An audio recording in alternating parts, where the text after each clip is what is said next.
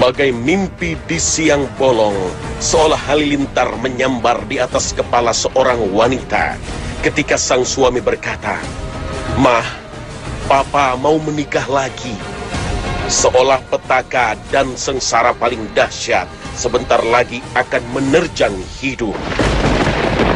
Kecemburuannya sebagai seorang istri membeludak dan menjelma menjadi angkara murka. Lalu keluarlah ucapan-ucapan tegas dan berbau ancaman kepada suaminya, menuntut diceraikan, mengancam akan melaporkan suaminya kepada polisi, dan bahkan menantang agar mayatnya dilangkahi terlebih dahulu. Kamu mau nikah lagi? Langkahi dulu mayatku.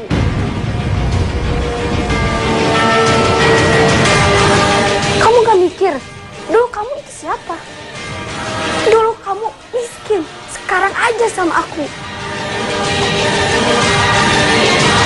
Kok kamu kayak gitu sih? Gak mikirin perasaan saya? Demi menjaga fitrah kelelakiannya, sang suami menghadapi gejolak perasaan dan tuntutan dari berbagai penjuru arah.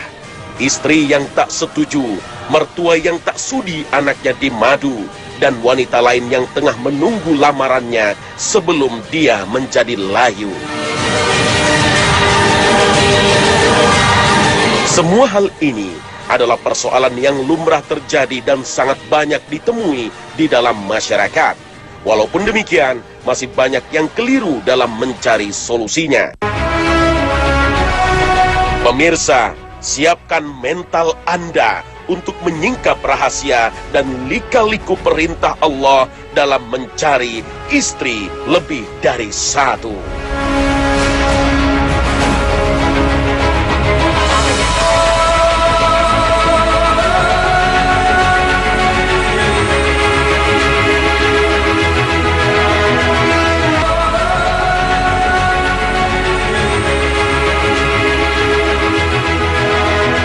Assalamualaikum warahmatullahi wabarakatuh. Selamat pagi pemirsa Trans 7. Khazanah Ensiklopedia Islam Dunia pagi ini kembali hadir ke hadapan Anda untuk berbagi pengetahuan dan saling menasehati dalam kebajikan. Menjalani rumah tangga dengan jumlah istri yang lebih dari satu dianggap oleh sebagian orang sebagai gaya hidup yang merugikan wanita. Banyak LSM dan pemahaman satu suami satu istri disuntikan ke tengah-tengah masyarakat kaum muslimin. Ujungnya adalah mendidik sikap wanita kaum muslimin agar menolak poligami yang dilegalkan dalam syariat Islam. Sebagian orang berprasangka buruk terhadap poligami. Mereka menuduhkan bahwa lelaki yang berpoligami adalah lelaki pengekor nafsu birahi dan tidak bersyukur dengan satu istri.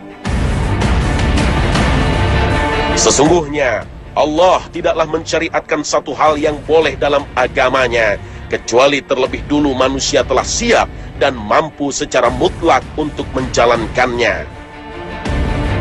Allah lebih memahami bahwa pada dasarnya fitrah wanita menerima dalam rasa terdalam mereka untuk dipoligami.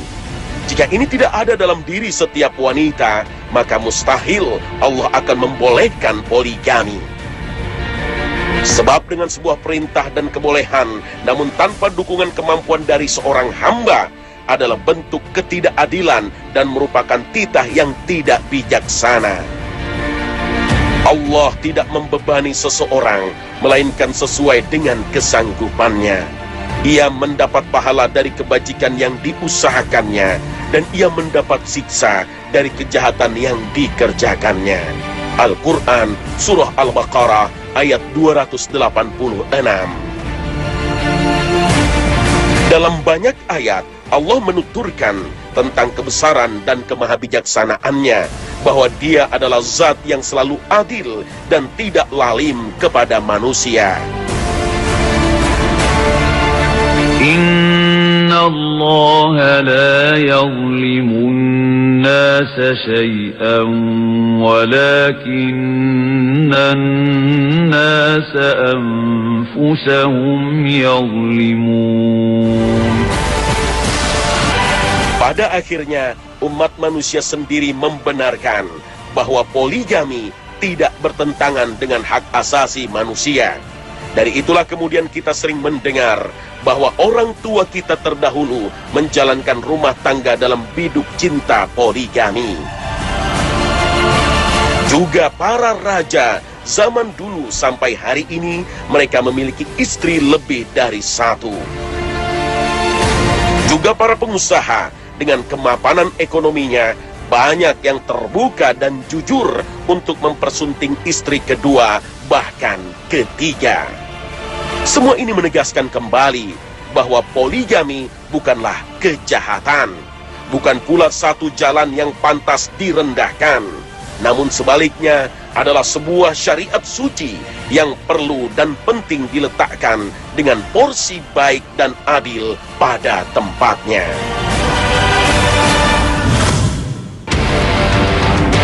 Apabila ada yang bertanya tentang hukum poligami dan orang itu tulus bertanya untuk sebuah ilmu, maka sesungguhnya Allah Jalla Jalaluh telah berfirman,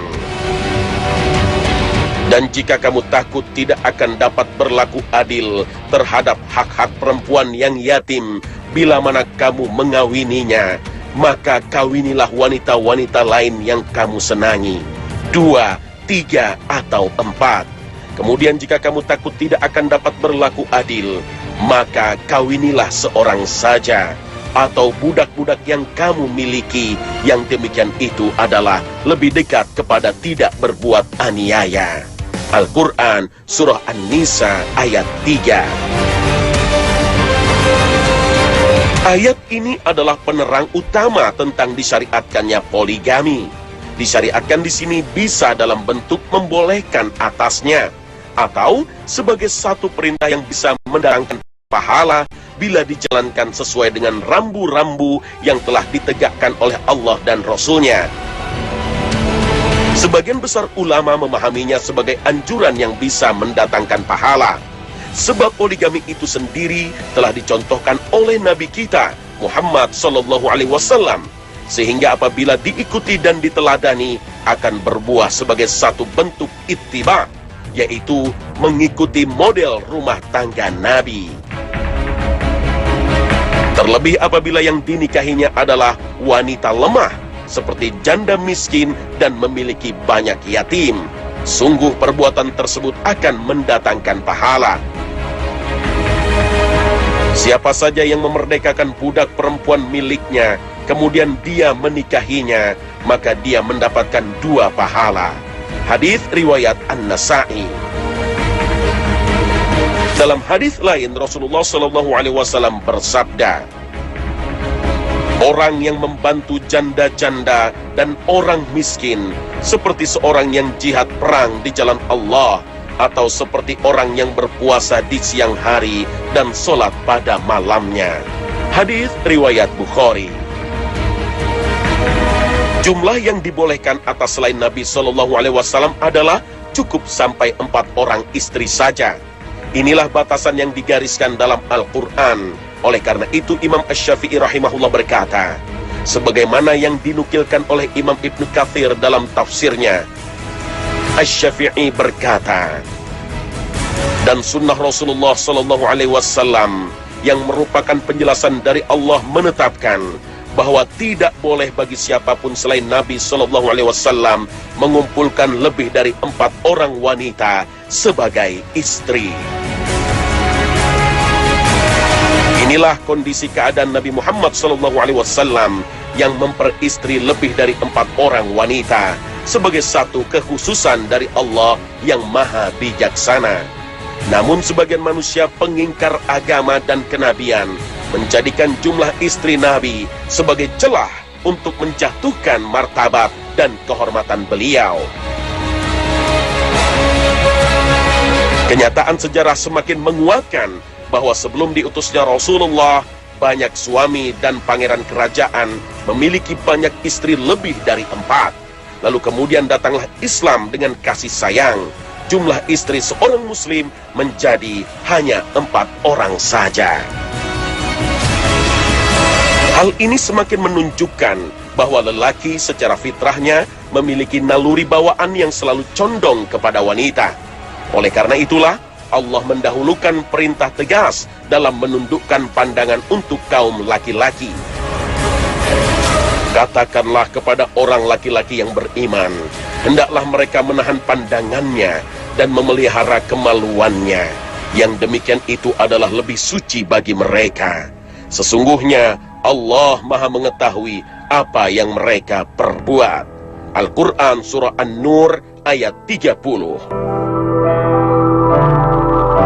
Setelah memerintahkan kaum lelaki, barulah kemudian Allah memerintahkan kaum wanita dengan hal yang serupa. وَقُلْ لِلْمُؤْمِنَاتِ يَغْضُضْنَ مِنْ أَبْصَارِهِنَّ وَيَحْفَظْنَ فُرُوجَهُنَّ. Semua itu demi menjaga kesucian manusia, sehingga pria ataupun wanita terhindar dari perbuatan yang tidak senonoh.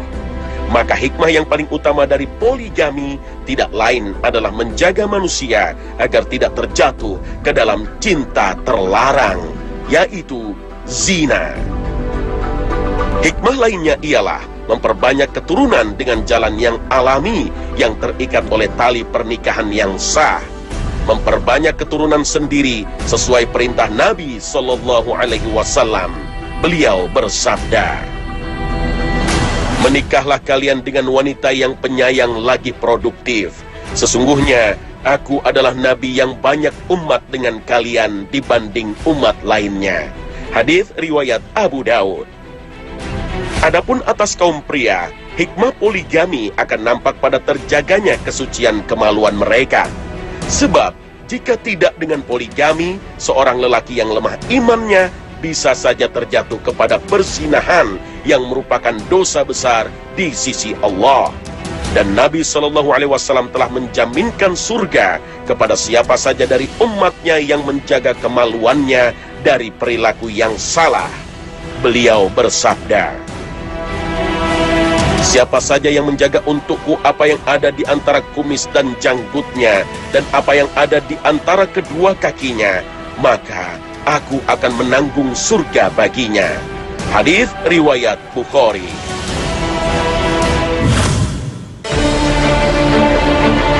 Namun di balik hikmah poligami atas kehidupan manusia, Allah tetap menggariskan aturan dan ancaman bagi kaum lelaki, terutama mereka yang menjadikannya sebagai perkara mainan dan bisa disepelekan sehingga dapat merugikan kaum wanita. Maka dari jauh hari sebelumnya, Nabi SAW bersabda, "Siapa saja yang mempunyai dua istri, lalu dia lebih cenderung kepada salah satu darinya, maka kelak di hari kiamat, dia datang dalam keadaan bagian tubuhnya miring." Hadis riwayat Abu Daud. Ancaman ini tidaklah ringan, melainkan sebuah ancaman azab dari Allah atas siapa saja yang tidak berlaku adil di antara kedua istrinya. Oleh karena itu, kemudian Allah yang maha bijaksana memberikan jalan yang lebih aman dan terjamin untuk siapa saja yang merasa tidak mampu menjalani rumah tangga dengan dua istri. Allah berfirman, "Maka kawinilah wanita-wanita lain yang kamu senangi, 2, 3, atau 4. Kemudian jika kamu takut tidak akan dapat berlaku adil, maka kawinilah seorang saja, atau budak-budak yang kamu miliki, yang demikian itu adalah lebih dekat kepada tidak berbuat aniaya." Al-Quran Surah An-Nisa ayat 3. Maka perintah menikah lebih dari satu dalam ayat 3 Surah An-Nisa sesungguhnya tertuju kepada orang-orang beriman saja, di mana persentase sikap adilnya dipandang kuat dan akan dapat terwujud setelah dia menikah dengan istri lebih dari satu. Sedangkan menikah hanya dengan satu orang wanita saja adalah sebuah solusi bagi orang-orang beriman yang dikhawatirkan tidak memiliki kemampuan untuk berbuat adil. Adil yang dimaksud adalah adil dalam urusan yang lahiriah saja. Adil seperti pembagian hari berkunjung dan pembagian tempat tinggal dan harta. Adapun adil dalam urusan volume cinta dan kasih sayang yang menjadi urusan hati dan bahkan jumlah persetubuhan antara istrinya tidak diberatkan dalam Islam. Menunjukkan hal ini bahwa Aisyah radhiyallahu anhuma berkata, Rasulullah Shallallahu Alaihi Wasallam membagi harinya untuk istri-istrinya dengan cara yang adil, dan beliau bersabda, "Ya Allah, inilah usaha pembagianku sesuai dengan yang aku miliki. Maka janganlah engkau mencelaku dalam hal yang engkau miliki, sedangkan aku tidak memilikinya, yakni hati." Hadits riwayat Abu Dawud. Disebutkan dalam Sunanul Kubra karya Al-Baihaqi bahwa Imam Asy-Syafi'i berkata, telah sampai kepada kami berita bahwa Nabi SAW konon beliau dipandu dalam sakitnya, dipindahkan ke istri-istrinya. Ini menunjukkan bentuk adilnya Nabi dalam membagi hari dan waktu bersama istri-istrinya. Namun kebersamaan tak selalu artinya adalah berhubungan badan. Dalam Islam, yang dituntut adalah kehadiran sang suami di samping istrinya dan bermalam di ranjangnya. Dari itu Nabi SAW disebutkan lebih mencintai Aisyah daripada istri yang lainnya, karena urusan hati benar-benar seutuhnya ada dalam genggaman Allah. Lebih mencintai dan lebih menyukai adalah persoalan yang selalu tak bisa ditemukan sebab dan jawabnya. Maka kepada siapa saja yang membina rumah tangga dengan 2 istri atau lebih, hendaklah mereka waspada dan selalu berusaha berlaku dengan seadil-adilnya. Sebab kesalahan dalam berlaku adil dari kaum muslimin dalam persoalan poligami dapat menimbulkan efek negatif kepada masyarakat yang belum memahami kemuliaan syariat ini. Poligami akan dipandang sebagai satu sunnah yang memberatkan, bahkan suatu kesalahan. Sehingga masyarakat yang belum memahami Islam secara menyeluruh akan menyangka bahwa poligami adalah satu kesalahan, dan pada akhirnya mencela syariat Allah secara menyeluruh. Hubungan cinta antara pria dan wanita memang tidak memiliki tempat yang lebih baik dan aman selain dari pernikahan. Sebuah kurungan yang mengukuhkan hubungan. Berbeda dengan pacaran, bentuk hubungan kasih tanpa ikatan, sebab tidak ada hukum yang mengikatnya, tidak ada norma yang dihargainya, dan tidak ada batas yang diwaspadainya. Kalau sudah demikian adanya, maka tinggal menunggu kehancuran kaum tersebut. Perselingkuhan adalah pengkhianatan cinta paling keji. Oleh karenanya Allah memberikan hukuman berat bagi siapa saja yang melakukannya.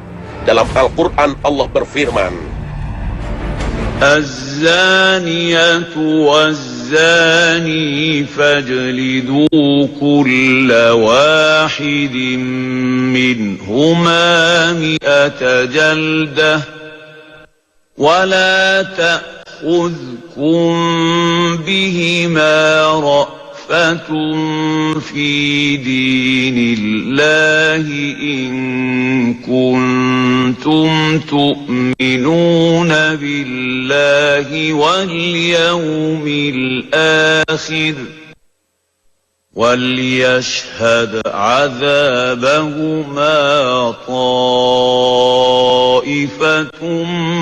من المؤمنين.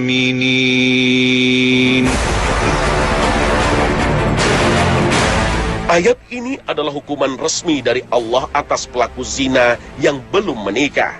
Adapun pelaku zina yang sudah menikah, yang hakikatnya adalah perselingkuhan, maka hukumannya lebih berat lagi, yaitu didera atau dirajam dengan batu sampai mati. Adapun poligami, maka adalah bentuk kesiapan dan tanggung jawab penuh seorang lelaki terhadap keluarganya, dan juga terhadap seorang wanita yang hendak akan dinikahinya. Inilah solusi yang harus ditempuh oleh para lelaki agar dia selamat dari dosa dan menjadi seorang yang terhormat dan bermartabat.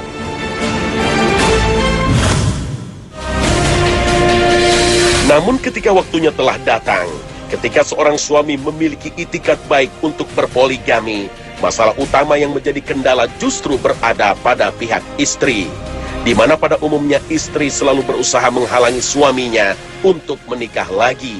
Dan tentunya hal ini adalah satu kewajaran yang wajib dimaklumi. Walaupun izin istri bukanlah satu hal yang diwajibkan secara syar'i, namun adab yang baik dan sebagai bentuk penghormatan atas istri adalah dengan meminta izin kepadanya. Terlebih, jika dengan tanpa izin lalu kemudian nekat berpoligami, akan mengancam kerukunan rumah tangga, sehingga terjadi satu perceraian. Sudah barang tentu, ketika izin menjadi persoalan yang sangat krusial, sebab bagaimana bisa seorang akan membangun sebuah mahligai rumah tangga baru, lalu kemudian mahligai yang telah dia bangun sebelumnya ditelantarkan dan dihancurkannya. Jika begitu, maka mencapai mufakat antara suami istri dalam hal ini adalah bagian yang paling menentukan, sehingga hidup baru rumah tangga dengan dua orang istri dapat berjalan sesuai dengan harapan. Kasus yang banyak terjadi adalah sebaliknya, yaitu pernikahan kedua selalu diawali dengan konflik rumah tangga sebelumnya. Pada akhirnya, yang menjadi korban adalah anak-anak mereka. Padahal Nabi dan orang-orang soleh terdahulu, meskipun memiliki istri lebih dari satu, namun semua itu tidak diawali dengan konflik dalam rumah tangga sebelumnya. Nabi SAW adalah pemimpin dan suami yang terbaik. Rumah tangganya adalah teladan untuk umatnya. Konflik rumah tangga dapat mendorong seorang suami ataupun istri menjadi nekat mencari pelabuhan baru. Jika sudah demikian, maka izin tidak lagi berguna dan mufakat tidak akan mungkin tercapai.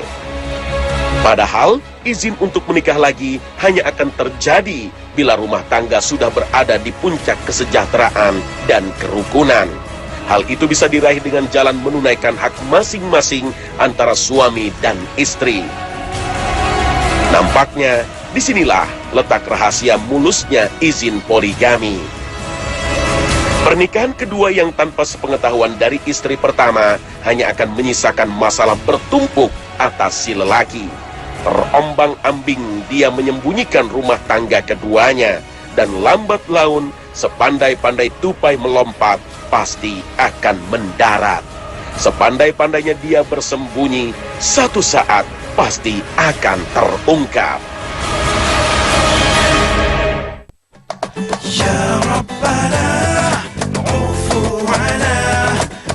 Pemirsa, demikian ulasan sederhana seputar mencari istri kedua.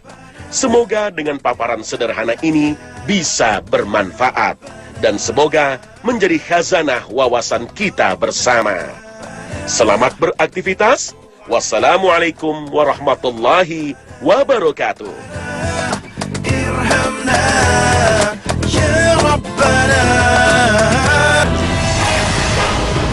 Empat orang datang menemui Imam Hasan Basri guna meminta nasihat atas masalah yang menimpa mereka.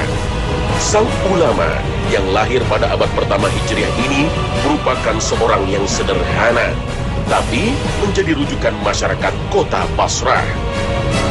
Orang pertama mengadukan kemarau panjang, menjadikan tanahnya yang tandus dan gersang, tumbuhan kering dan tanaman mati.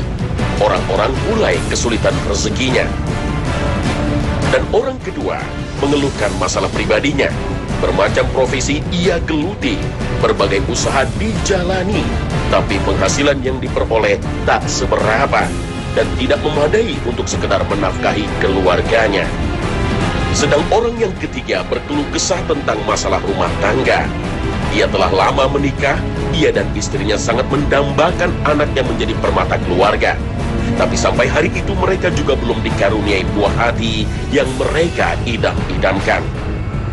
Dan pria yang terakhir menceritakan kebun dan ladangnya yang tak kunjung menghasilkan. Di luar dugaan, terhadap 4 masalah yang menimpa 4 orang tadi, sang imam hanya memberikan sebuah jawaban yang singkat, yaitu istighfar. Seorang murid yang saat itu bersama Imam Hasan Basri tentu saja heran dengan nasihat itu. Dia pun bertanya kepada gurunya, "Wahai guru, 4 orang yang mengadukan permasalahan berbeda, kenapa engkau menyuruh semuanya beristighfar?" Hasan Basri menjawab, "Jawabanku kepada mereka bukan dari diriku, tapi semua itu ada dalam firman Allah Ta'ala." Ia pun membacakan surat Nuh ayat 10-12 yang artinya, "Maka aku katakan kepada mereka, mohonlah ampun kepada Tuhanmu, sesungguhnya Dia adalah Maha Pengampun. Niscaya Dia akan mengirimkan hujan kepadamu dengan lebat, membanyakkan harta dan anak-anakmu, dan mengadakan untukmu kebun-kebun, dan mengadakan pula untukmu sungai-sungai." Al-Quran Surah Nuh ayat 10-12. Inilah salah satu kedahsyatan istighfar yang bukan sekedar permohonan ampun kepada Allah Ta'ala, tapi mampu menjadi solusi dari berbagai masalah manusia.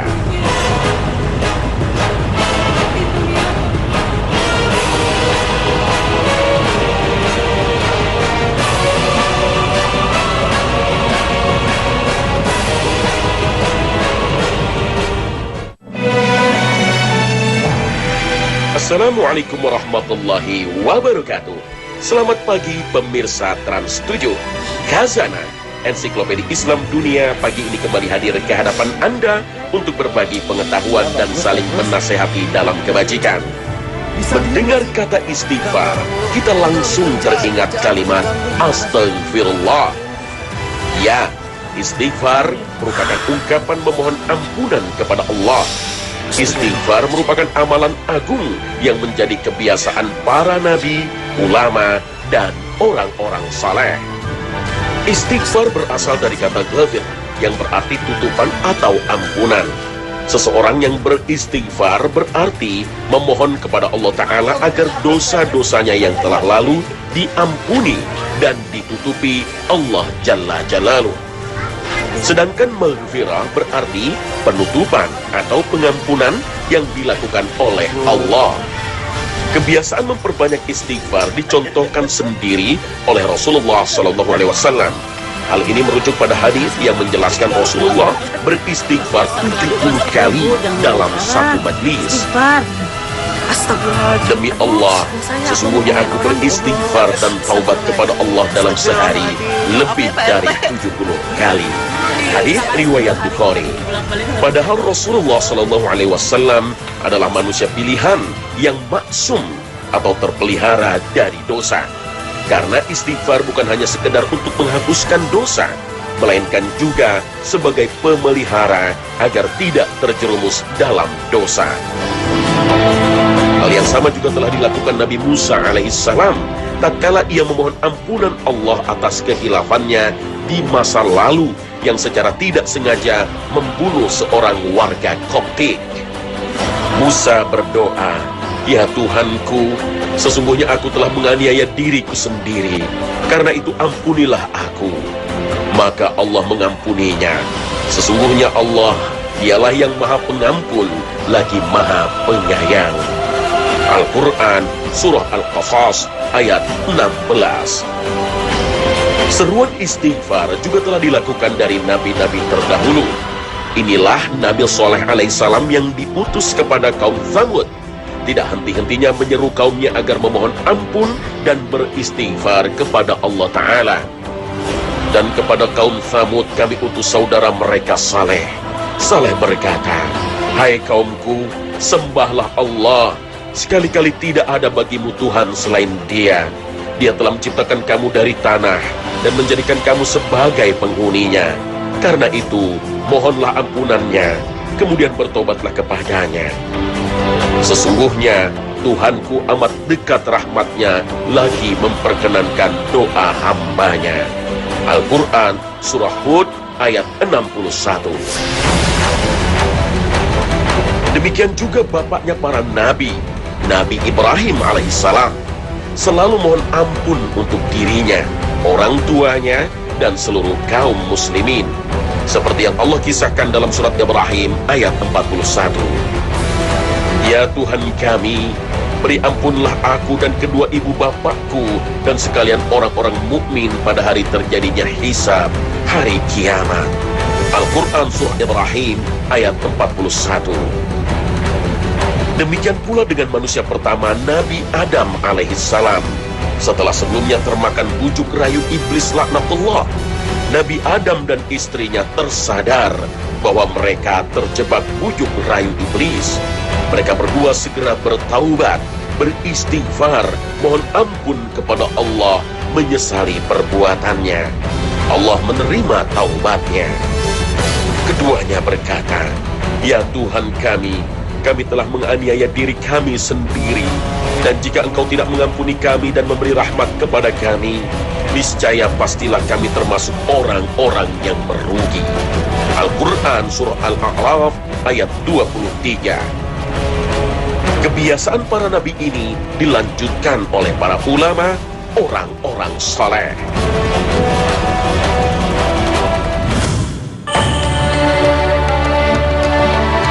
Istighfar sebagai permohonan ampun kepada Allah ternyata memiliki banyak manfaat selain diampunkannya dosa dan kesalahan. Istighfar bisa menjadi pembuka pintu rezeki seorang hamba.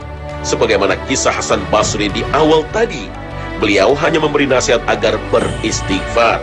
Semua permasalahannya seputar sulitnya rezeki, baik berupa harta maupun keluarga, diselesaikan dengan istighfar. Banyak beristighfar juga menjadi sarana terhindarnya bala dan musibah.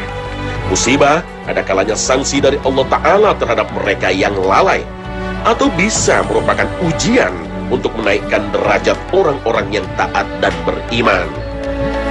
Dan Allah sekali-kali tidak akan mengazab mereka sedang kamu berada di antara mereka, dan tidaklah pula Allah akan mengazab mereka sedang mereka meminta ampun. Al-Quran Surah Al-Anfal ayat 33. Mengomentari ayat tadi, Abu Musa Al-Ash'ari mengatakan bahwa dahulu semasa Rasulullah masih hidup, kita memiliki dua hal yang memberi rasa aman dari musibah, yaitu keberadaan Rasulullah di tengah kita dan istighfar kita kepada Allah. Sedangkan setelah Rasulullah wafat, kita hanya punya istighfar sebagai jaminan keamanan kita. Jika istighfar pun kita tinggalkan, maka celakalah kita. Istighfar juga menjadi jaminan turunnya rahmat, kasih sayang Allah kepada hambanya. Sebagaimana pesan Nabi Soleh kepada kaumnya yang diabadikan Allah dalam firman-Nya. Dia berkata, Hai kaumku, mengapa kamu minta disegerakan keburukan sebelum kamu minta kebaikan? Hendaklah kamu meminta ampun kepada Allah agar kamu mendapat rahmat. Al-Quran Surah An-Naml ayat 46. Perhatikanlah jaminan Allah tersebut. Allah senantiasa merahmati seseorang yang senantiasa beristighfar. Jika kita lihat kondisi bangsa ini, tentu kita patut malu kepada Allah Subhanahu wa Ta'ala. Bangsa yang mayoritas penduduknya senantiasa berikrar bahwasannya tiada Tuhan selain Allah, tapi masih gemar melakukan pelanggaran-pelanggaran terhadap perintah Allah Ta'ala. Di negeri ini, korupsi masih merajalela, pungutan liar dan gratifikasi dianggap biasa. Padahal semuanya, baik jumlahnya kecil atau besar, kesemuanya merupakan suap yang diharamkan. Negeri ini juga mulai permisif terhadap berbagai penyakit masyarakat. Kriminalitas tinggi, bahkan ibu kota negara kita berhasil dinobatkan menjadi kota yang paling tidak aman di dunia. Manfaat lain didapatkan orang yang senantiasa istighfar adalah wajah yang berseri pada hari pertemuan dengan Allah kelak. Hal ini disampaikan oleh Rasulullah SAW dalam hadisnya. Barang siapa yang ingin bahagia dengan catatan amalnya pada hari kiamat, hendaklah ia beristighfar kepada Allah. Hadis riwayat Tabrani. Istighfar juga bermanfaat untuk membersihkan noda-noda yang mengotori hati. Setiap hamba melakukan kesalahan akan meninggalkan noda hitam di hatinya. Jika kesalahan itu semakin banyak, maka noda hitam akan menutupi hati dan makin jauh dari cahaya Allah. Untuk membersihkan dan menghapus noda tersebut, diperlukan istighfar dan permohonan ampun kepada Allah Ta'ala, sehingga hati kembali bersih dan siap untuk menerima cahaya hidayah Allah Ta'ala. Kondisi hati ini disampaikan Rasulullah SAW dalam sabdanya. Jika seseorang melakukan sebuah dosa, muncullah satu titik hitam pada hatinya. Jika dia bertobat, lalu beristighfar, hatinya akan kembali bersih. Jika dia mengulangi dosanya, ditambahkanlah titik hitam sampai menutupi hatinya. Dan jika hatinya sudah tertutup, itulah penutup hati yang Allah sebutkan dalam Al-Quran. Sekali-kali tidak demikian. Sebenarnya sesuatu yang selalu mereka usahakan itu menjadi noda terhadap hati-hati mereka. Hadis riwayat Ahmad.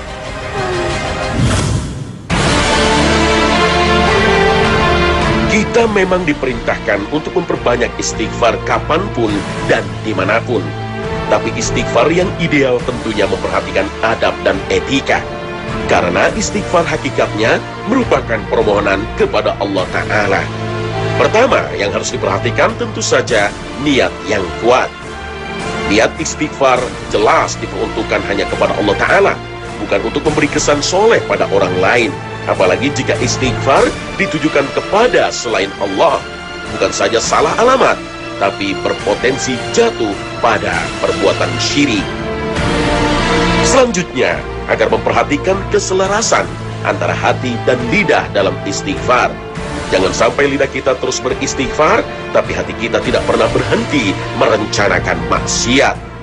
Sebuah riwayat dari Ibnu Abbas mengatakan, orang yang beristighfar kepada Allah dari suatu dosa, sementara ia masih terus menjalankan dosa itu, maka ia seperti orang yang sedang mengejek Rabb-nya.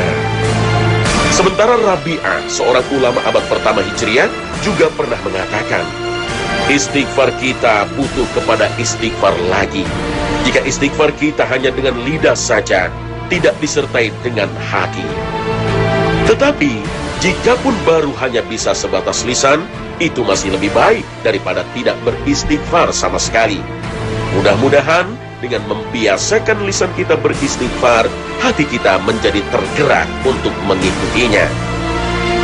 Kondisi suci merupakan adab yang juga harus diperhatikan, sehingga ketika beristighfar, seorang hamba berada dalam kondisi yang paling sempurna, baik zahir maupun batin.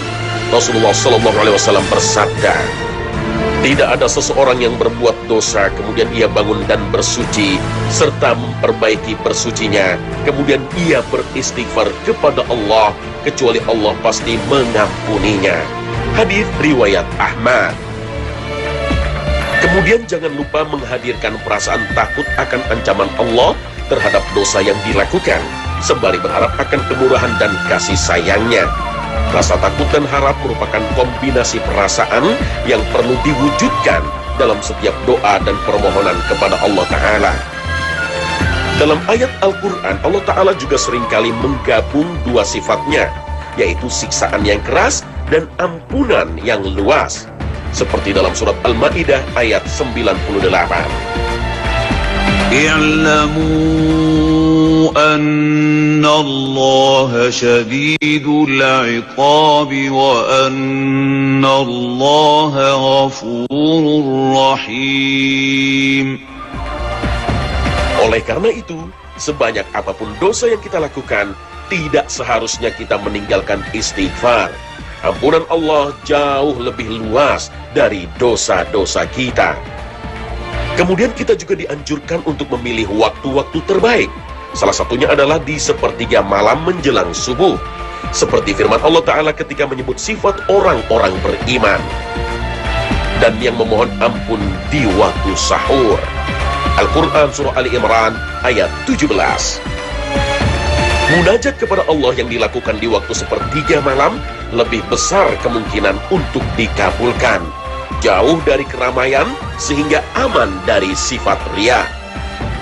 Beberapa bentuk istighfar juga dianjurkan dalam gerakan dan bacaan sholat, seperti saat bersujud, sebelum salam, atau setelah salam.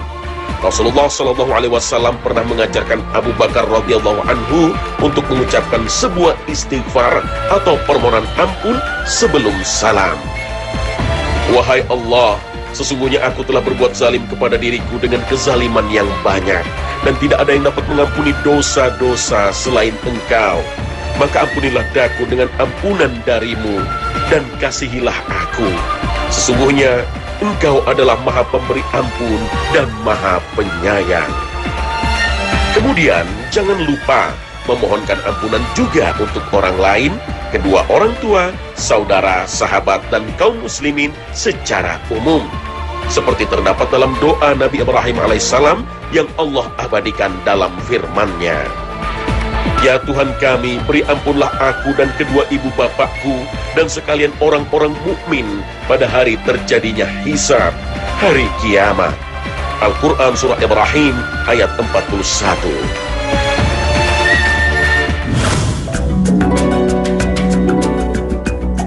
Esensi dari istighfar adalah permohonan ampun kepada Allah Ta'ala sebagai bukti dan wujud pertaubatan yang sebenarnya, dan didasarkan pada pengakuan yang jujur akan dosa, penyesalan yang dalam, serta tekad yang sungguh-sungguh untuk tidak mengulanginya.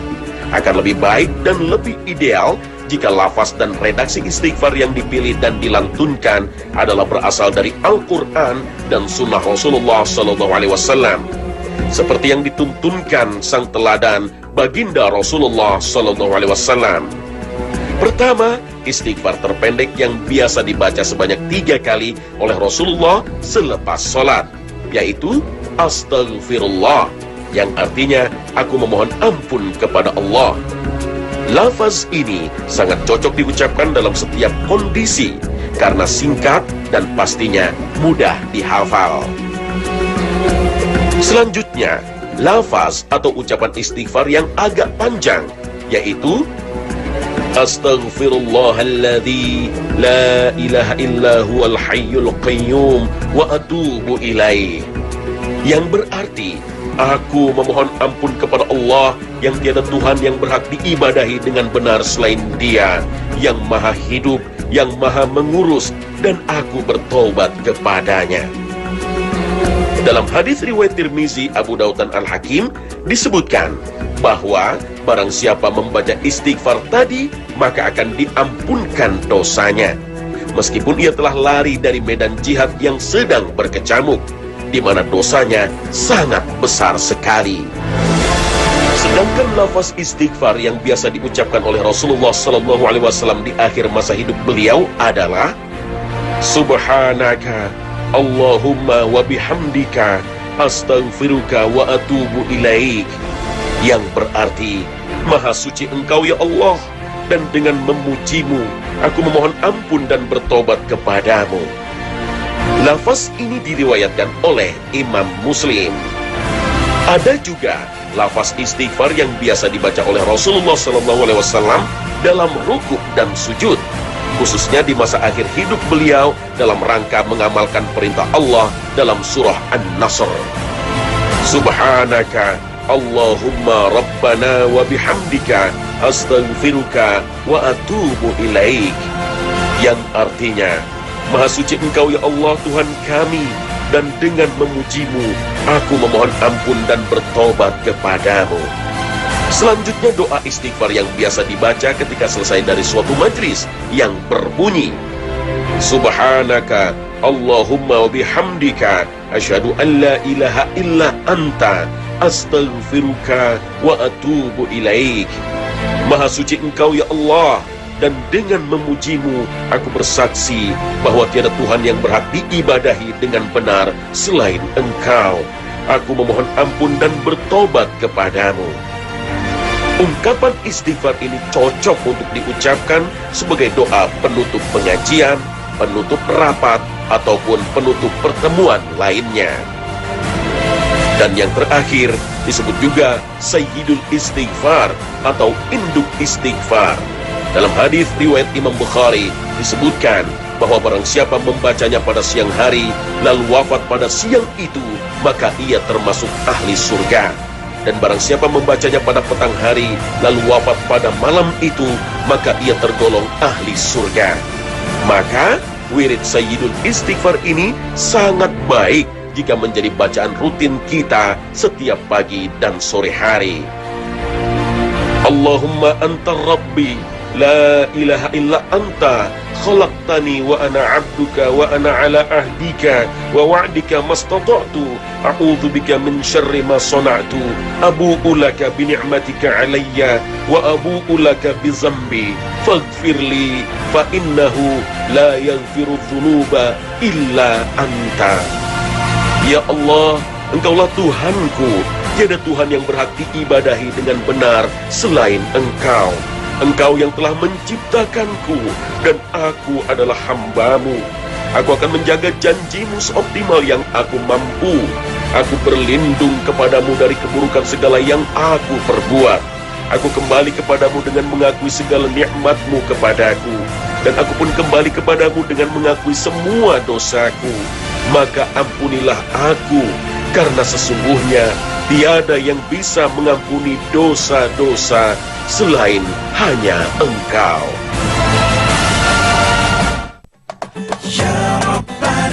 Pemirsa Khazanah, istighfar di samping sebuah permohonan ampunan kepada Allah juga merupakan solusi sederhana untuk berbagai masalah kita yang tidak sederhana.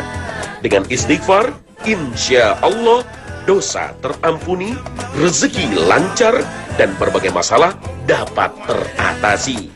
Semoga lisan kita selalu basah dengan istighfar. Amin ya rabbal alamin. Terima kasih atas perhatian Anda, dan wassalamualaikum warahmatullahi wabarakatuh.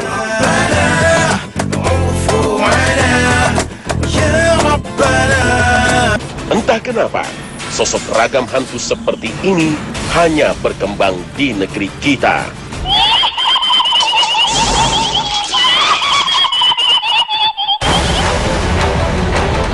Konon, mereka adalah arwah penasaran yang mendiami sebuah tempat angker. Akhirnya, banyak orang percaya di tempat terjadinya kecelakaan maut, pembantaian, atau lokasi orang gantung diri sering terlihat arwah bergentayangan. Konon, arwah-arwah ini belum diterima di bumi dan ingin kembali ke dunia. Manusia percaya telah memiliki kontrak hidup dengan Sang Maha Pencipta, misalnya 80 tahun.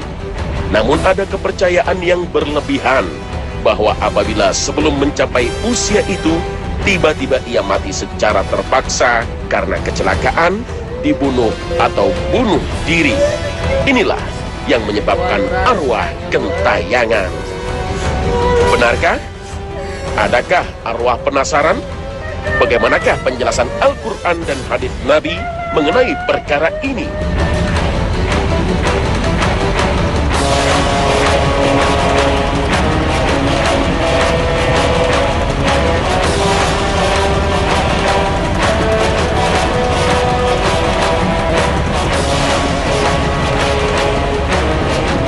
Assalamualaikum warahmatullahi wabarakatuh.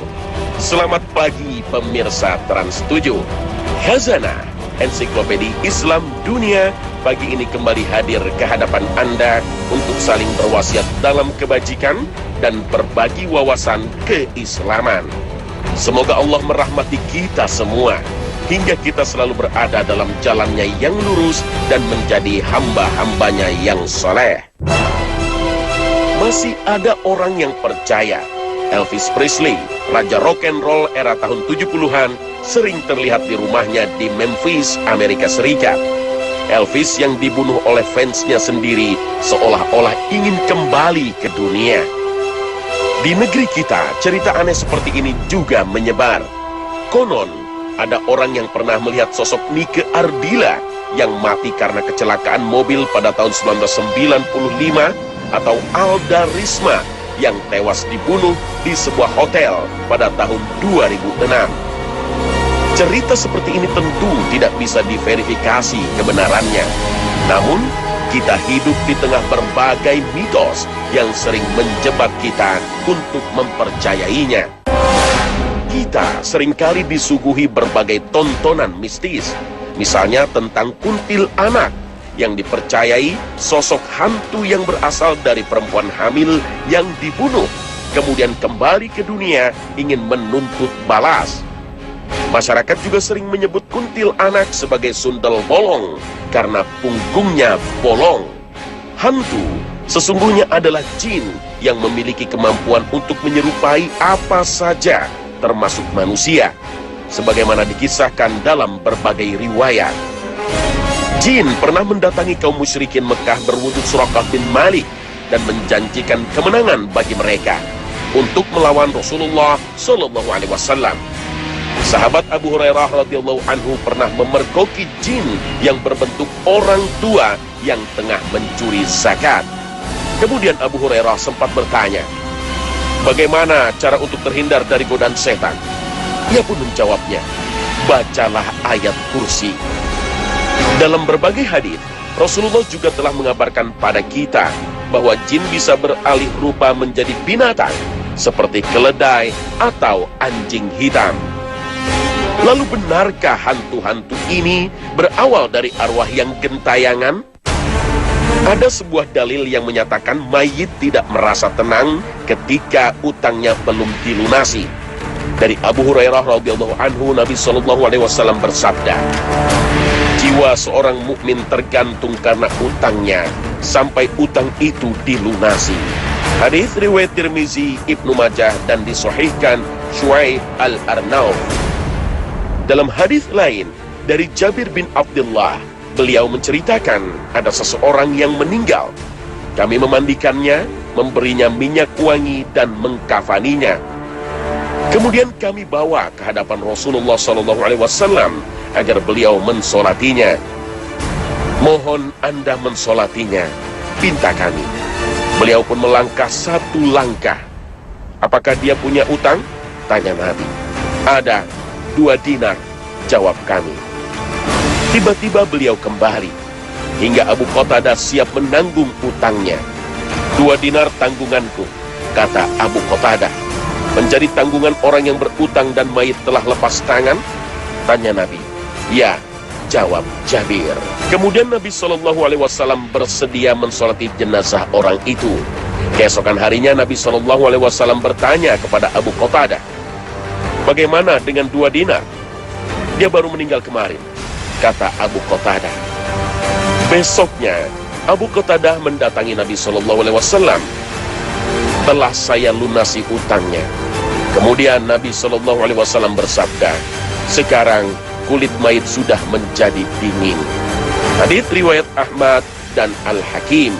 Hadits ini disahihkan Imam Az-Zahabi dan Syuaib Al-Arnauf. Hadis ini lebih menjelaskan orang yang berutang terbebas tanggung jawabnya secara sempurna setelah utang itu dilunasi. Dan ketika Rasulullah mengabarkan bahwa sang mayit sudah dingin, tidak kepanasan lagi menunjuk kepada siksa kubur. Tidak ada keterangan sama sekali, si mayit tidak diterima oleh bumi, hingga ruhnya gentayangan dan menjadi hantu yang membuat teror kepada manusia. Allah Ta'ala telah menegaskan dalam firman-Nya bahwa ruh manusia tidak bisa kembali ke dunia. Demikianlah keadaan orang-orang kafir itu, hingga apabila datang kematian kepada seseorang dari mereka, dia berkata, ya Tuhanku, kembalikanlah aku ke dunia, agar aku berbuat amal yang soleh terhadap yang telah aku tinggalkan. Sekali-kali tidak. Sesungguhnya itu adalah perkataan yang diucapkannya saja, dan di hadapan mereka ada dinding sampai hari mereka dibangkitkan. Al-Quran, Surah Al-Mu'minun, ayat 99 hingga 100.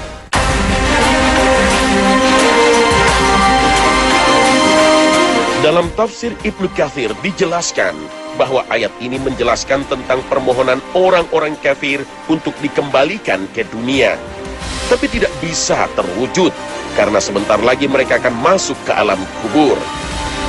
Permohonan untuk kembali ke dunia juga diutarakan oleh orang-orang yang mati syahid berperang di jalan Allah tetapi dalam kondisi yang sangat berbeda. Sebagaimana hadis diriwayatkan dari Jabir bin Abdullah radhiyallahu anhu, beliau menceritakan, suatu hari Rasulullah Shallallahu Alaihi Wasallam bertemu denganku. Wahai Jabir, mengapa engkau sedih? Tanya Nabi Shallallahu Alaihi Wasallam. Ya Rasulullah, ayahku mati syahid, sementara beliau meninggalkan beberapa anak dan utang. Jawab Jabir, maukah kuceritakan nikmat besar yang Allah berikan kepada ayahmu? Tawar Nabi. Tentu ya Rasulullah, jawab Jabir.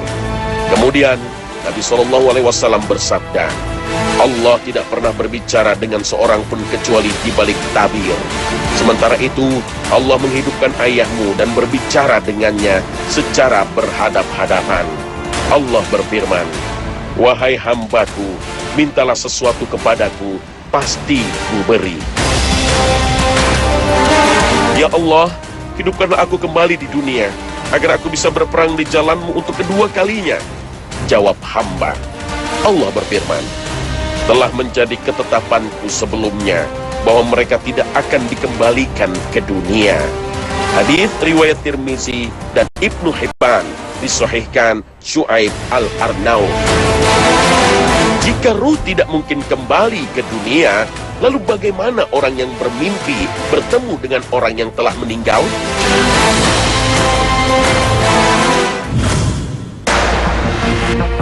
Keberadaan roh pada saat tidur merupakan fenomena gaib yang hanya Allah Ta'ala yang tahu. Namun, Allah telah mengabarkan dalam firman-Nya. Allah memegang jiwa orang ketika matinya dan memegang ruh orang yang belum mati di waktu tidurnya. Maka dia tahanlah ruh orang yang telah dia tetapkan kematiannya, dan dia melepaskan ruh yang lain sampai waktu yang ditetapkan. Sesungguhnya pada yang demikian itu terdapat tanda-tanda kekuasaan Allah bagi kaum yang berfikir. Al-Quran Surah Az-Zumar ayat 42. Diriwayatkan dari Sa'id bin Jubair dari Ibnu Abbas radhiyallahu anhu, beliau menjelaskan dalam tafsirnya tentang ayat ini. Sesungguhnya ruh orang yang hidup dan ruh orang mati bertemu dalam mimpi. Mereka saling mengenal sesuai yang Allah kehendaki. Ketika masing-masing hendak kembali ke jasadnya, Allah menahan ruh orang yang sudah mati di sisinya, dan Allah melepaskan ruh orang yang masih hidup ke jasadnya. Riwayat ini banyak dikutip, misalnya dalam tafsir At-Tabari dan Al-Qurtubi. Kisah para sahabat yang bermimpi bertemu dengan orang yang sudah wafat banyak diriwayatkan, antara lain kisah sahabat Thabit bin Qais radhiyallahu anhu. Ia meninggal saat terjadi perang Yamamah untuk memerangi nabi palsu Musailimah Al-Kadzab. Jenazah Thabit ditemukan oleh seseorang, kemudian ia mengambil baju besi yang dikenakannya. Setelah peristiwa itu, ada sahabat lain bermimpi bertemu Thabit bin Qais, kemudian berwasiat untuk mengambil baju perang dari orang itu dan menceritakan di mana posisi baju besi itu disimpan. Thabit bin Qais dalam mimpi orang itu juga berwasiat untuk menyampaikan kepada Khalifah Abu Bakar tentang tanggungan utang piutangnya dan budaknya yang dimerdekakan. Kisah ini antara lain ditulis dalam kitab Dalail An-Nubuwah karya Imam Baihaqi dan kitab Al-Ittihaf karya Al-Busiri. Dalam kitab Ar-Ruh, Ibnu Qayyim rahimahullah juga mengutip riwayat Abdullah bin Umar bin Abdul Aziz. Ia mengatakan, aku telah melihat ayahku di dalam tidur setelah kematiannya, seakan-akan dia berada di sebuah taman dan memberikan apel-apel kepadaku. Maka aku pun mengambil salah satunya. Aku bertanya, amal apa yang engkau dapati paling utama? Ayahku menjawab, istighfar. Tidak hanya bertemu dalam mimpi, sebagian ulama berpendapat bahwa mayit bisa mengetahui kondisi keluarganya. Dia merasa senang ketika keluarganya dalam kondisi baik, dan dia juga merasa sedih ketika keluarganya dalam kondisi tidak baik. Ada juga yang berpendapat mayit bisa melihat kondisi keluarganya selama 40 hari. Banyak ulama yang menasehati untuk tidak menyibukkan dalam persoalan gaib ini karena tidak memberi banyak manfaat. lebih baik untuk menunaikan semua tanggungan mayit, seperti utangnya, nazarnya, dan wasiatnya, kemudian mendoakannya. Hanya Allah Ta'ala yang maha tahu bagaimana kondisi ruh di alam barzah. Namun Rasulullah pernah berpesan dalam hadis yang bersumber dari Abu Qatadah, jika salah seorang dari kalian menangani saudaranya yang meninggal dunia, maka kafanilah dia dengan kafan yang bagus. Sesungguhnya para penghuni kubur itu saling menziarahi di dalam kubur mereka. Hadits riwayat At-Tirmizi, An-Nasa'i, dan Ibnu Majah.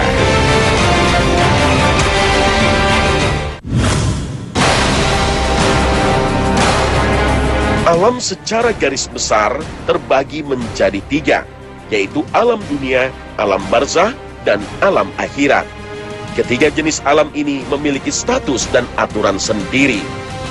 Alam dunia adalah refleksi dari jasad, darul amal, tempat untuk memperbanyak amal. Namun sebaliknya alam barzah adalah refleksi dari ruh, sedangkan jasad sebagai bagiannya. Dan terakhir, alam akhirat atau dar al-qarar adalah alam setelah kebangkitan manusia dari kuburnya untuk mendapatkan balasan di mana jasad dan ruh digabungkan kembali. Kematian atau maut adalah berpisahnya ruh dengan jasad. Dan ketika pemisahan ini terjadi, ruh berada di alam barzah atau alam kubur. Ibarat perjalanan waktu, manusia yang sudah pindah ke alam lain itu tidak akan kembali ke alam semula. Ruh manusia yang sudah pindah ke alam barzah juga tidak akan kembali ke alam dunia. Barzah secara bahasa berarti pembatas antara dua hal. Yang dimaksud adalah pembatas antara alam dunia dengan alam akhirat. Dengan demikian ketika seorang meninggal, berpisah jasad dari ruhnya, maka ia tidak akan kembali ke alam dunia. Sebagaimana dijelaskan dalam Al-Quran, pada hari kiamat nanti orang-orang kafir akan memohon kepada Allah agar dikembalikan lagi ke dunia untuk beramal soleh. Tetapi permintaan itu ditolak oleh Allah. Ada beberapa pendapat tentang keberadaan ruh setelah meninggal hingga hari kiamat. Dari sekian banyak pendapat yang ada, tidak satu pun yang menerangkan bahwa ada ruh yang gentayangan. Ruh orang-orang beriman berada di alam barzah yang luas, yang di dalamnya ada ketenteraman dan rezeki serta kenikmatan. Sedangkan ruh orang-orang kafir berada di barzah yang sempit, yang di dalamnya hanya ada kesusahan dan siksa. Ruh-ruh yang bergentayangan itu sejatinya adalah setan yang melakukan tipu daya dengan menyerupai orang yang sudah meninggal. Setan yang berasal dari bangsa jin tengah memperdaya manusia untuk meyakini bahwa yang mereka lihat adalah ruh dari orang yang mereka kenal sebelumnya, hingga segala permintaannya dituruti. Kita tidak bisa berkomunikasi dengan orang yang sudah meninggal, sekalipun para nabi atau para wali. Dalam Al-Quran dijelaskan bahwa orang yang mati syahid sesungguhnya tidak mati. Allah Ta'ala berfirman, "Janganlah kamu mengira bahwa orang-orang yang gugur di jalan Allah itu mati. Bahkan mereka itu hidup di sisi Tuhannya dengan mendapat rezeki." Al-Quran Surah Ali Imran ayat 169. Dalam sebuah hadis juga diriwayatkan oleh Imam Al-Baihaqi dalam kitabnya Hayat Al-Anbiya fi Quburihim, bahwasanya Rasulullah SAW bersabda, "Para nabi itu hidup di dalam kubur, mereka senantiasa dalam keadaan sholat." Hadis riwayat Al-Baihaqi. Namun keterangan ini tidak menjelaskan bahwa mereka bisa kembali ke dunia dan berkomunikasi dengan manusia. Ayat dan hadis ini lebih menjelaskan kehidupan lain di alam barzah yang dialami para syuhada dan para nabi. Kehidupan yang hakikatnya tidak dapat diketahui kecuali oleh Allah semata. Ketika orang meninggal dunia, ruh manusia melihat bagaimana orang-orang yang masih hidup memperlakukan dirinya.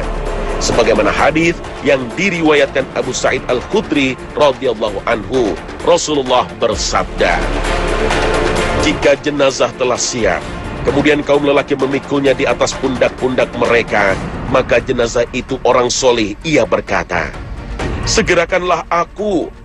Tetapi jika tidak soleh, ia berkata kepada keluarganya, celaka, akan kalian bawa kemana aku?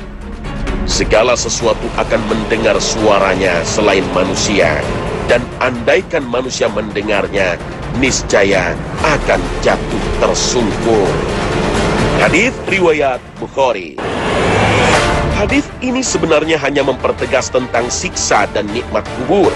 Orang-orang kafir yang meninggal akan mendapatkan siksa kubur. Jadi bagaimana mungkin ia gentayangan di bumi? Begitu pula orang yang beriman dan beramal soleh akan merasakan kenikmatan di alam kubur. Jadi sekali lagi, orang yang kesurupan roh leluhur sesungguhnya adalah tipu daya setan. Karena setan diberi kemampuan oleh Allah untuk masuk ke tubuh manusia dan beredar di aliran darahnya. Na'udzubillah minasyaitonir rajim.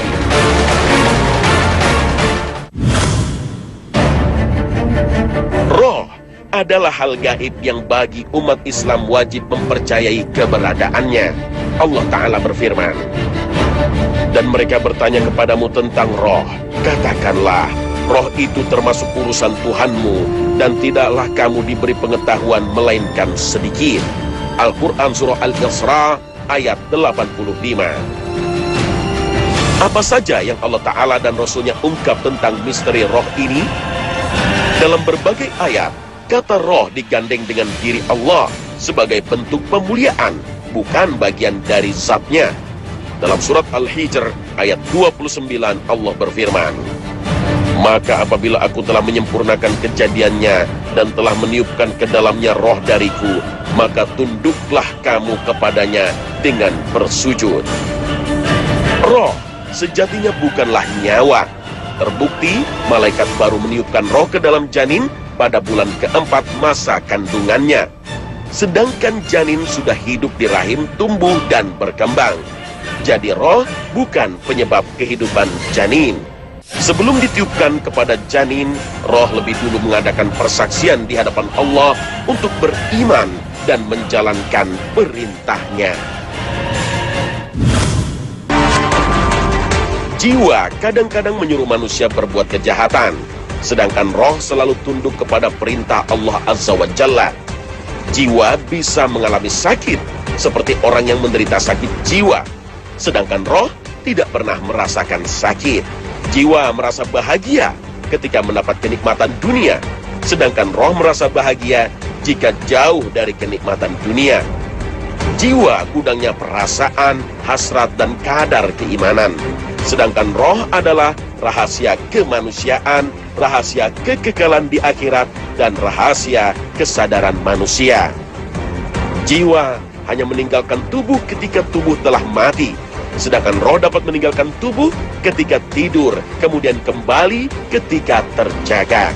Ia akan meninggalkan tubuh jika tubuh telah mati. Jiwa akan dihisab pada hari kiamat, sebagaimana dijelaskan dalam surat Al-Mudaththir ayat 38. Tiap-tiap jiwa bertanggung jawab atas apa yang telah diperbuatnya. Sebagian ulama memisahkan antara jiwa dan roh. Roh manusia tidak akan dihisab dan tidak akan mendapat siksa neraka, karena roh bersumber dari cahaya Allah Azza wa Jalla. Allah Ta'ala berfirman, pada hari ketika orang-orang munafik laki-laki dan perempuan berkata kepada orang-orang yang beriman, tunggulah kami supaya kami dapat mengambil sebahagian dari cahayamu. Dikatakan kepada mereka, kembalilah kamu ke belakang dan carilah sendiri cahaya untukmu. Al-Quran Surah Al-Hadid ayat 13. Orang yang bermaksiat dan tidak tunduk kepada perintah Allah telah kehilangan cahaya dari Allah. Inilah yang dicari-cari mereka pada hari akhir kelak. Ruh adalah perkara gaib dan kita hanya diberi sedikit pengetahuan oleh Allah Jalla Jalaluh. Karena itu, sikap terbaik kita serahkan hakikat kebenarannya kepada Allah. Wallahu a'lam. Dan yang terpenting, apa yang kita persiapkan selama di dunia untuk menghadapi hari akhir itu. Pemirsa Khazanah, Tak ada cara lain untuk mempersiapkan bekal kita di akhirat kecuali dengan keimanan yang kokoh, hati yang bersih, dan amal soleh. Allahumma salli ala Muhammad. Wabillahi taufiq wal hidayah. Wassalamualaikum warahmatullahi wabarakatuh.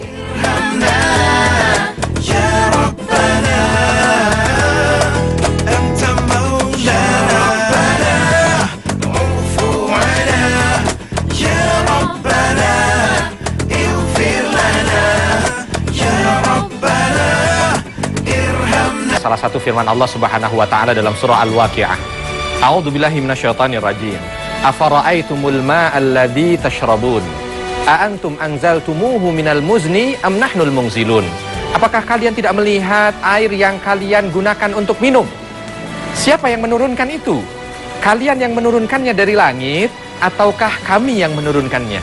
Subhanallah. Ini satu ayat singkat, pendek, tetapi mengandung pelajaran yang luar biasa. Yang pertama, Allah ingin mengingatkan kepada kita bahwa apapun bentuk air yang ada di muka bumi ini, bahwa Allah Subhanahu wa taala yang memberikannya dari langit untuk kita sebagai manusia. Jadi secara tidak langsung Allah Subhanahu wa taala ingin menjelaskan bahwa air yang turun berupa hujan ke atas muka bumi ini itu merupakan berkah kebaikan dari Allah Subhanahu wa taala. Akan tetapi mungkin ada di antara kita yang bertanya, kenapa sekarang ketika hujan turun justru banyak membawa bencana? Kalau seandainya tadi Allah Subhanahu wa taala sampaikan hujan turun merupakan berkah, manfaat untuk manusia, dan ternyata ada di sana hujan turun menjadi bencana, maka ketika hujan itu tidak sesuai dengan apa yang sudah Allah sampaikan, harusnya kita sebagai manusia ini mencoba untuk introspeksi diri. Kenapa ini menjadi bencana? Kita perlu tahu ya, betapa banyaknya bencana yang disebabkan oleh hujan.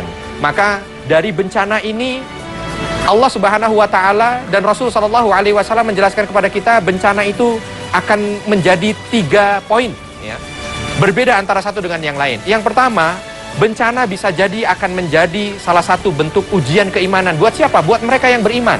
Ketika ada seorang hamba Allah, dia beriman, maka musibah ini akan menjadi ujian untuk dia. Yang kedua, buat hamba Allah yang terkadang beriman, terkadang tidak beriman, maka musibah ini akan menjadi teguran untuk dia.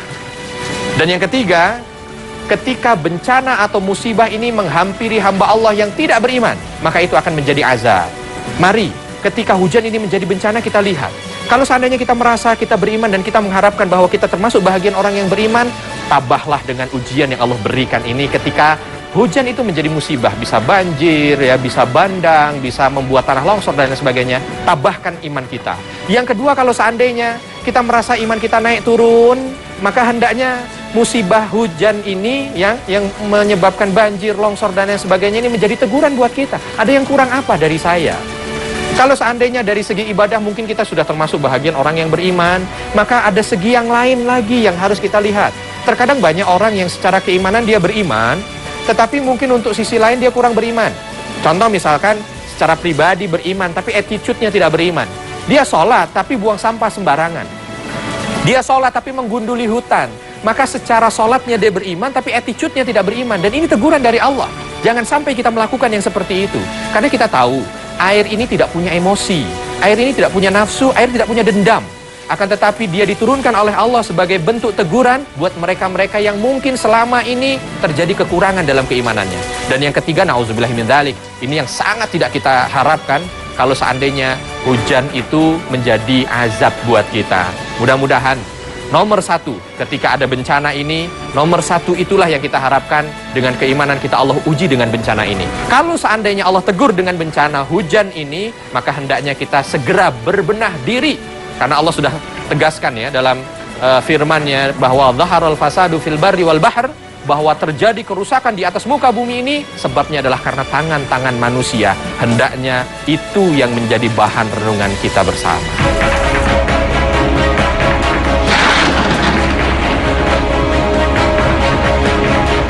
Dan Allah menurunkan air dari langit supaya dengannya Allah menghidupkan bumi setelah mati.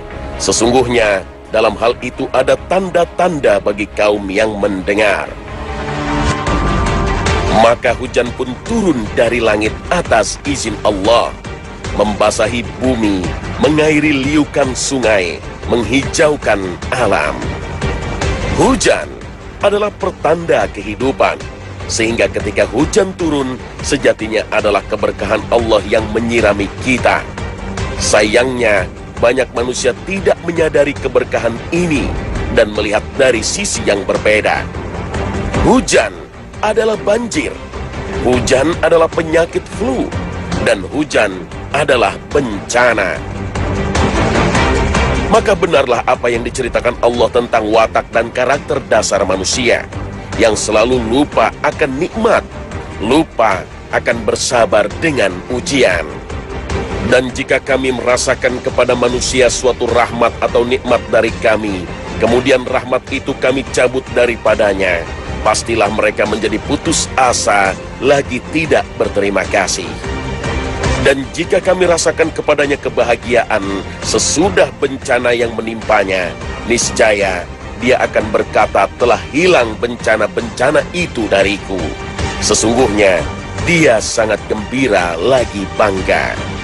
Al-Quran Surah Hud ayat 9 hingga 10.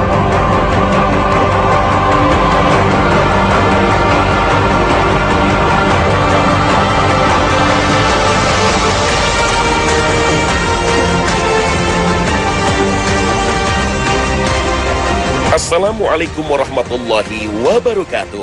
Selamat pagi pemirsa Khazanah Trans 7.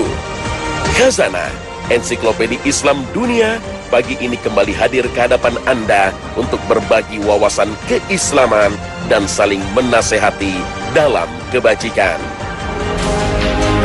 Meningkatnya intensitas hujan di beberapa kota besar menjadi penanda bahwa musim penghujan penuh berkah telah tiba. Namun beberapa titik lokasi justru mensikapinya dengan skeptis bahwa musim hujan berarti musim banjir. Maka bersiaplah dengan pemandangan khas banjir, di mana mobil semewah apapun akan mogok dan tidak bisa digunakan.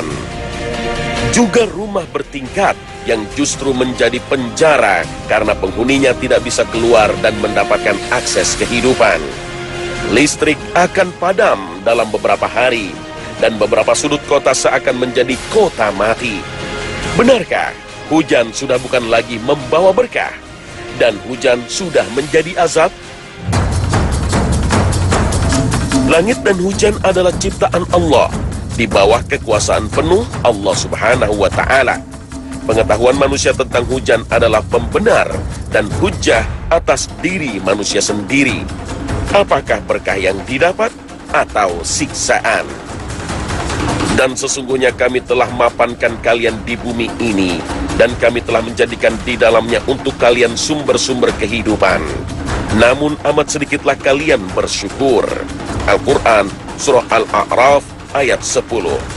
Bentuk syukur manusia akan rahmat Allah bukan saja disikapi ketika hujan itu datang, tapi juga ketika hujan belumlah datang. Diakui bahwa di sekitar kita, masyarakat masih memanfaatkan jasa pawang hujan untuk menurunkan hujan. Padahal Rasulullah mengajarkan untuk mendirikan sholat sunnah meminta hujan dan hanya meminta kepada Allah tanpa perantara dukun atau pawang hujan. Sungguh perilaku ini adalah perilaku manusia zaman jahiliyah. Ketika banyak manusia dulu meminta hujan dengan ritual klinik, memasang bawang dan cabai di sapu ijuk terbalik, melempar celana dalam ke atas genteng, dan akhirnya lagi-lagi bertemu dengan pawang hujan. Tidak hanya sampai di sini, bagi sebagian masyarakat yang mempunyai hajat atau acara di luar ruang, kehadiran hujan justru dikhawatirkan menjadi penghalang keberlangsungan acara. Beberapa berserah diri pada Allah dengan berdoa, sisanya pergi mencari pawang hujan dan meminta hujan dipindahkan. Sungguh kecerdasan manusia, hasil didikan universitas tinggi, belum mampu mengubah perilaku jahil dengan mencampurkan agama tauhid dan klinik. Alih-alih mensyukuri kehadiran hujan, mereka malah menolak kehadiran hujan. Ketahuilah bahwa tidak ada suatu apapun yang bergerak, berpindah, jatuh, dan terbang berjalan dan berhenti di dalam kerajaan Allah ini, kecuali atas kehendak Allah semata. Maka siapa yang meyakini ada sesuatu yang dapat memindahkan dan menggerakkan, menjatuhkan dan menerbangkan, menjalankan dan menghentikan selain kekuatan dari Allah, pada dasarnya dia telah jatuh dalam mempersekutukan Allah. Sesungguhnya Allah tidak akan mengampuni dosa mempersekutukan dirinya dengan yang lain, dan mengampuni dosa selain itu bagi siapa saja yang dia kehendaki. Dan siapa saja yang mempersekutukan sesuatu dengan Allah, maka sebenarnya dia telah melakukan dosa yang sangat besar. Al-Quran, Surah An-Nisa, ayat 49.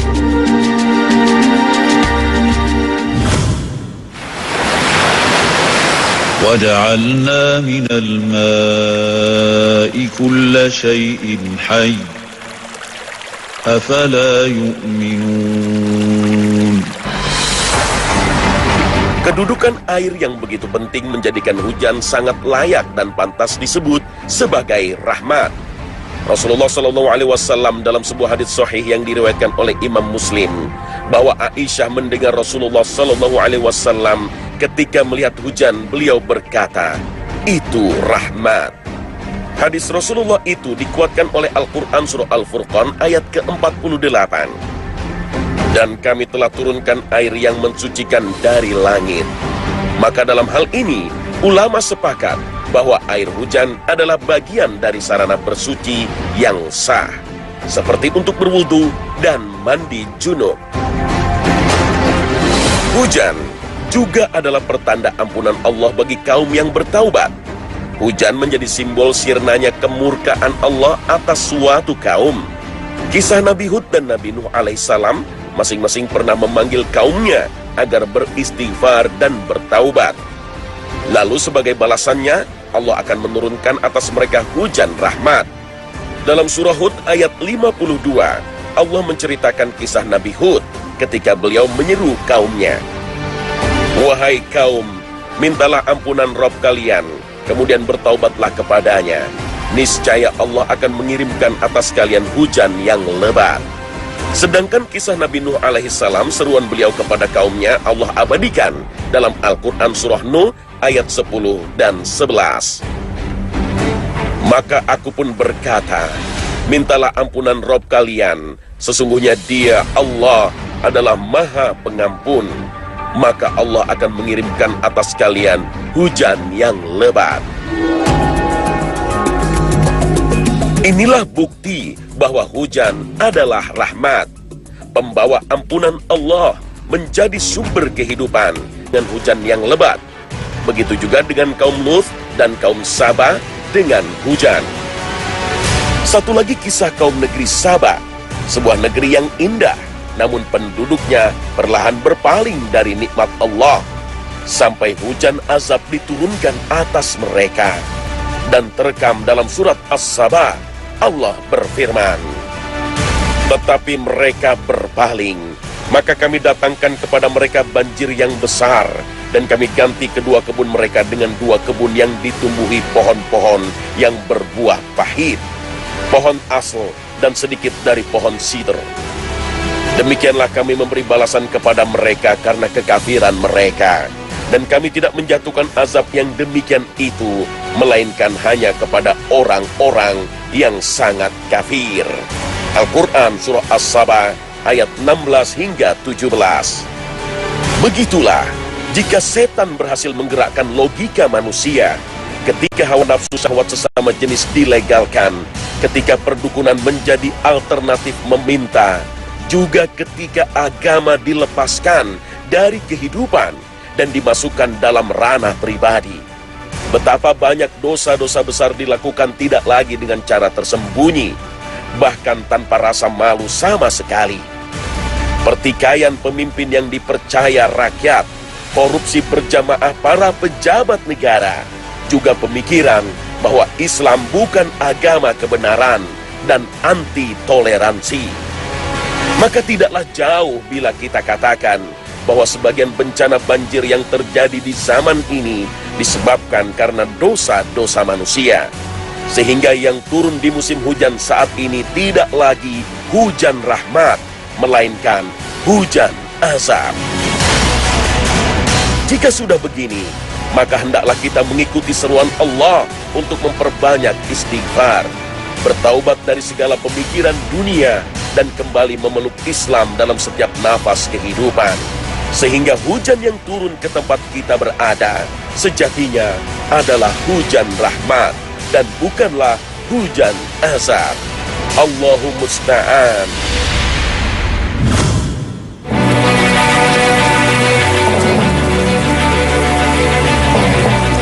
Pemirsa Hasanah yang dirahmati oleh Allah, musim hujan telah tiba.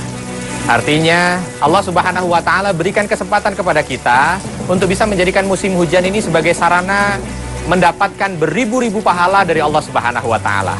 Bagaimana caranya?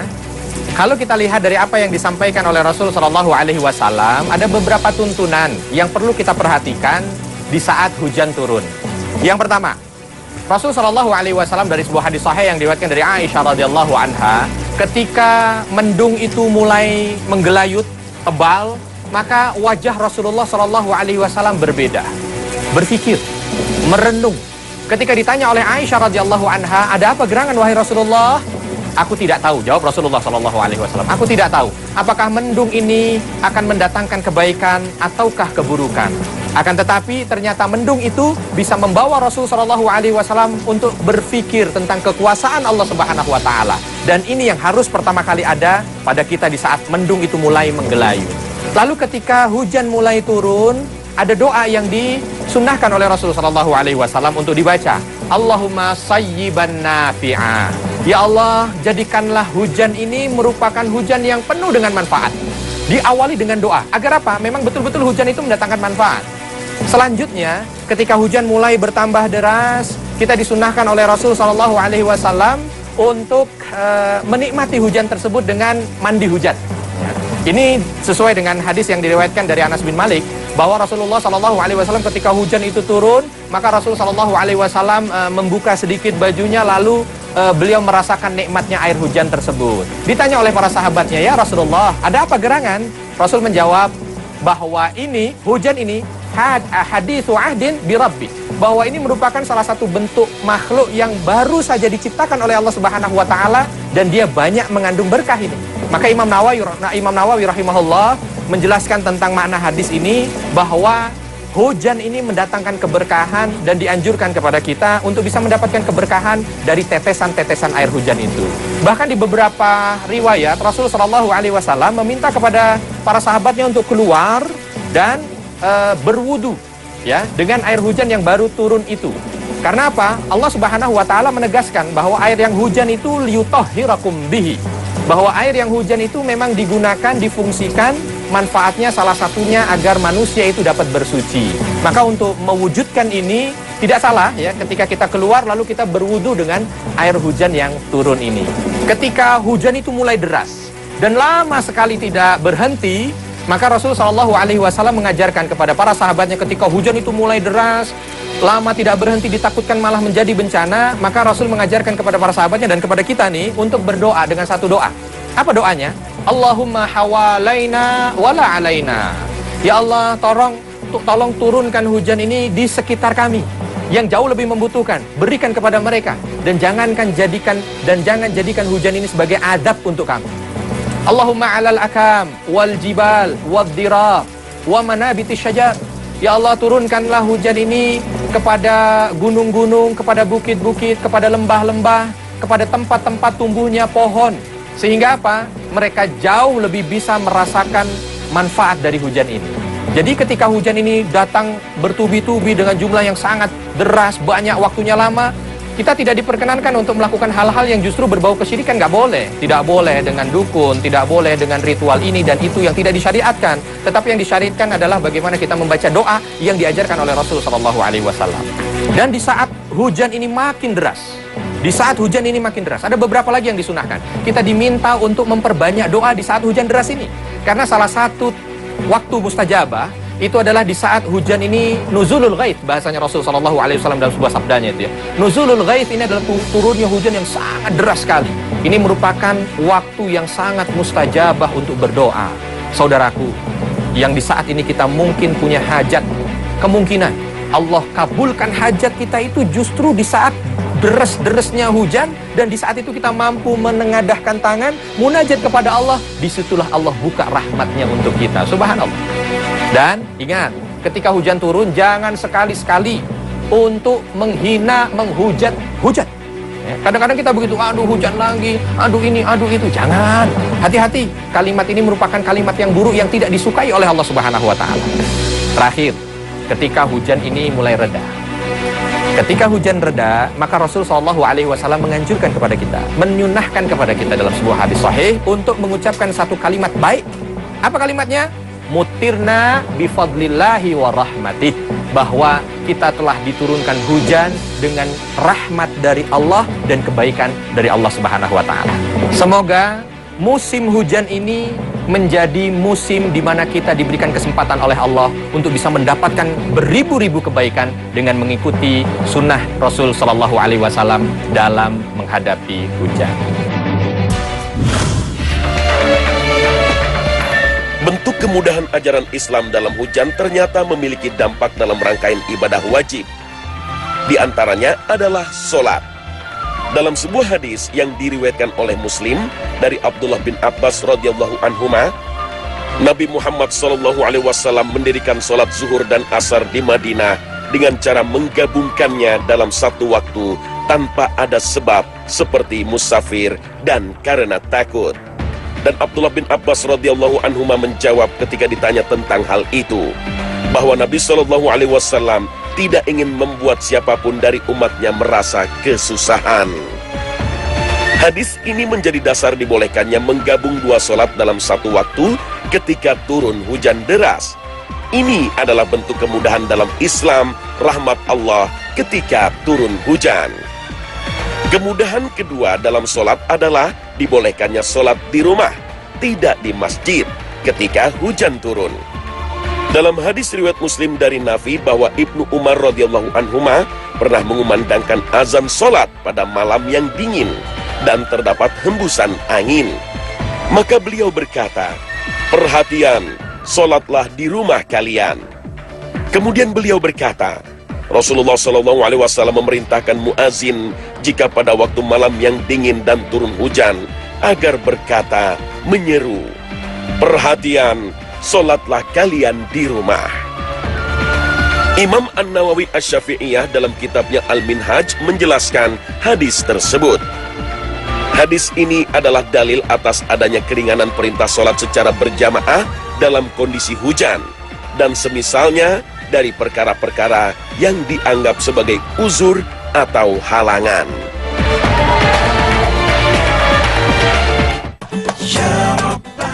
Akhirul kalam, semoga musim hujan yang baru bermula di tahun ini mendatangkan manfaat dan keberkahan untuk kita dan bangsa. Sehingga tidak ada lagi banjir yang merugikan, tidak ada lagi luapan sungai yang menenggelamkan, dan tidak ada lagi nyawa yang harus melayang karenanya. Hanya kepada Allah yang maha menurunkan dan menghentikan hujan, kita panjatkan syukur dan berserah pasrah atas segala problematika kehidupan. Karena sesungguhnya hujan adalah kenikmatan, keberkahan, dan penghapus dosa.